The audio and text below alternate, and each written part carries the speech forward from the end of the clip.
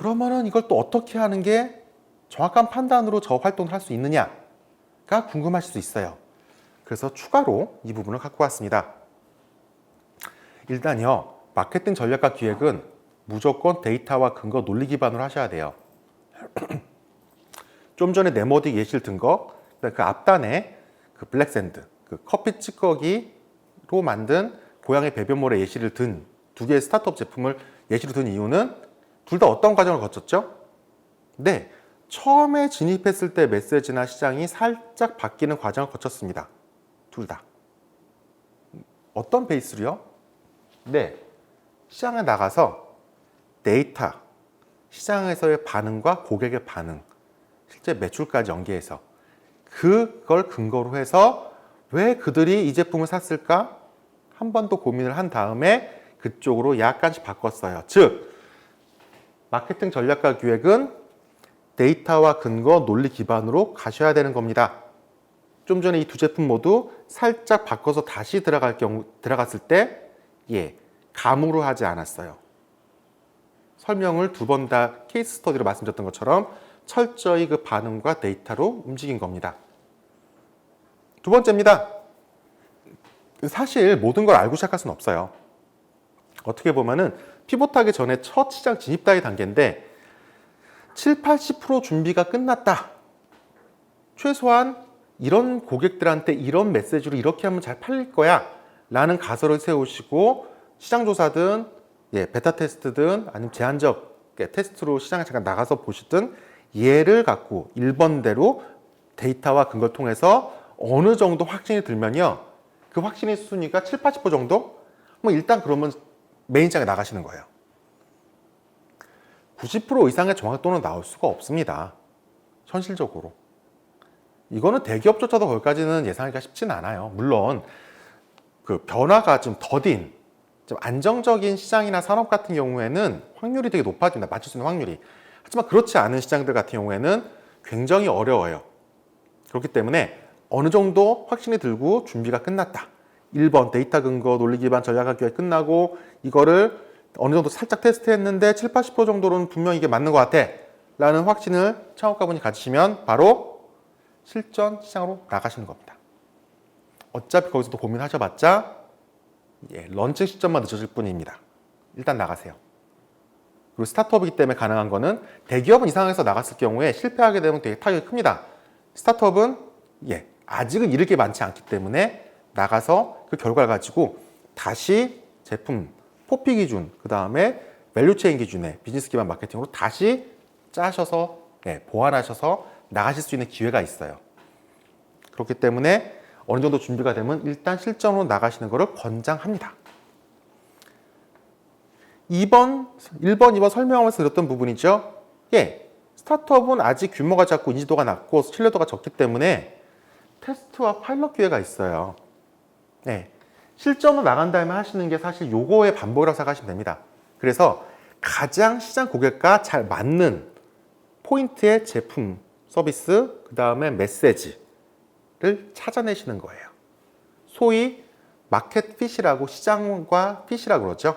그 부분을 맞춰 가시는 과정을 계속 반복적으로 찾아가시는 과정이라고 생각하시면 됩니다. 그게 바로 스타트업이 시장 진입 마케팅을 펼치는 방법이고 순서입니다. 그럼 케이스 스터디를 어떤 걸 한번 들어볼까요? 요즘 가장 핫한 에듀테크를 한번 들어보겠습니다.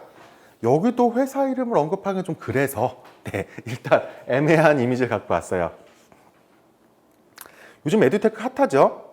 여기 특히나 스타트업 씬에 현재 지금 들어와 계신 분들, 아직 예비 창업 단계시면 아직 거기까지 모르실 수도 있지만 들어와 계신 분들은 아실 겁니다. 지금 예를 들어서 특히나 정부에서 코로나 때문에 코로나가 촉발을 시켰죠. 사실 코로나가 100% 이유는 아닙니다. 비대면이랑 온라인이랑 그 다음에 교육에 대해서 굉장히 정부 지원 사업, 정부 측에서 입장에서 굉장히 드라이브를 걸고 있어요. 그래서 굉장히 많은 에듀테크, 즉 교육을 주제로 하는 스타트업들을 육성하고 키우려고 합니다. 이 중에 한 군데 정도를 예를 갖고 한번 얘기를 한번 해볼까요? 어떤 회사인지는 말씀드릴 수 없고요. 뭐 한번 잘 나가는 스타트업 정도라고 하겠습니다. 네. 잘 나가서 투자도 많이 받았고 돈도 많이 버는 회사입니다. 얘기하다 보면은 이미 눈치 빠르신 분들 아실 수도 있어요. 핵심은 그 회사는 AI를 최우선 과제로, 그러니까 AI를 메인으로 내세운 회사입니다. 물론 지금 고객들을 대상으로 그 학습 프로그램들, 학습지 혹은 내용을 팔고 있는 회사이긴 하지만 매출은 그걸 발생을 하지만 궁극적으로 그 회사가 가진 가장 큰 역량은 AI 기술입니다. 고객의 그 학습 패턴에 맞춰서 가장 적합한 맞춤형 교육안을 다시 제시를 하고 학습 효과를 높여주는 거를 연습을 시키고 그거를 자동화시키고 그 다음 단계에는 AI로 돌리고 있어요. 이쯤 되면 대충 벌써 감 오시죠? 몇 군데 회사들이 떠오르실 겁니다. 예. 그들이 가장 명확하죠? 무조건 데이터로 움직입니다. 극단적으로. 어떤 데이터죠? 그 교육 프로그램, 교육 서비스를 쓰고 있는 사람의 그 인구 통계학적 정보뿐이 아니라 와서 어떠한 순서로 어떤 온라인 강연을 어떻게 누르고 얼마나 시간이 걸렸고 어떤 문제가 틀렸는지까지 다 데이터를 쌓고 이 사람에 대해 분석을 하고 이 결과에 맞춰서 모자란 점을 보완할 수 있도록 계속 새로운 문제로 집중적으로 배치해 줍니다. 당연히 패턴화된 10문제를 계속 푸는 것보다 내가 모자란 영역 부분을 똑같은 10문제를 더 많이 풀면은 당연히 성적은 어떻게 되죠? 올라가죠. 그렇게 하고 그분들의 그 사람들의 그 패턴에 맞춰서 그렇게 행동을 했었을 경우에 그때 어떤 식으로 반응을 하느냐, 즉 그 다음에 이렇게 공부했던 사람이 그 다음번에 어떤 공부를 연계를 해서 어떤 제품을 교육 프로그램을 사느냐까지 예측을 합니다. 그 데이터가 쌓이겠죠? 그러면은 예를 들어서 A 수업을 듣던 사람이 B 수업을 들을 확률이 높다 하면 거기에 맞춰서 B 수업을 팔기 위해서 광고를 그 사람이 접속했을 때 B 교육에 대한 클래스의 광고를 띄워주는 구조입니다. 즉, 그 교육 사이트에 접속을 하게 되면은 들어온 사람마다 다 다른 순서의 클래스의 배열을 보게 됩니다. 궁극적으로. 즉, 그게 플랫폼 자체에서 할 수 있는 당연한 마케팅 전략과 기획인 거죠. 이해되시죠? 그걸 같이 쌓아서 움직여가는 거예요. 마케팅 전략까지는 아니지만 마케팅 전략이죠. 네, 넷플릭스 예시를 들어볼게요. 넷플릭스 쓰시는 분들은 아시겠지만요, 넷플릭스에 접속하는 사람마다 다 추천을 받는 항목과 영화랑 드라마가 다 다릅니다. 주로 내가 봤었던 드라마, 내가 봤었던 영화에 맞춰서 그리고 나랑 비슷한 패턴의 행동을 했던 사람들의 다른 고객들의 데이터가 합쳐져서 저한테 추천을 하죠.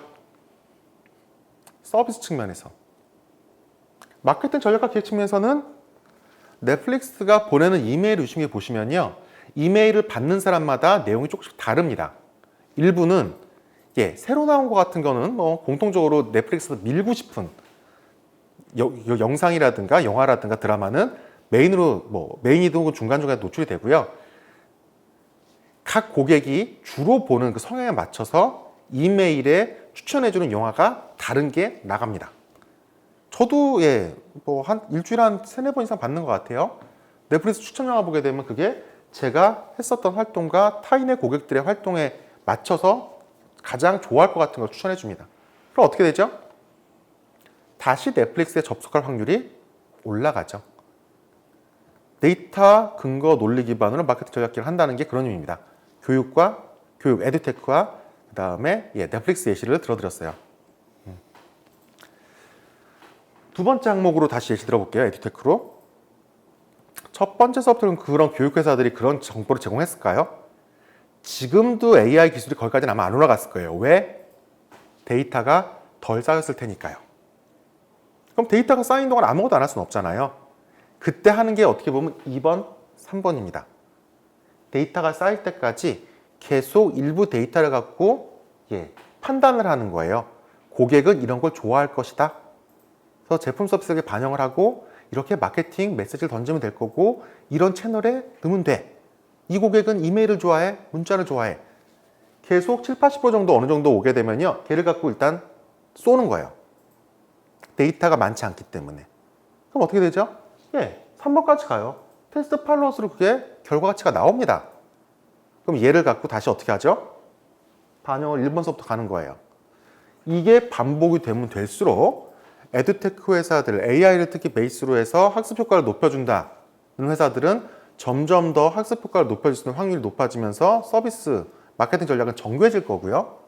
현재 넷플릭스를 예를 들었을 때 넷플릭스 같은 경우에도 이미 어느 정도 수준의 정교화돼서 올라왔죠. 소위 유심 있게 보시면 거기 매칭도까지도 나옵니다. 얼마나 좋아할지까지도. 네. 이해되시나요? 에듀테크를 통해서 지금 어떻게 구현해야 되는지에 대해서 간단하게 예시로 한번 말씀드려봤어요.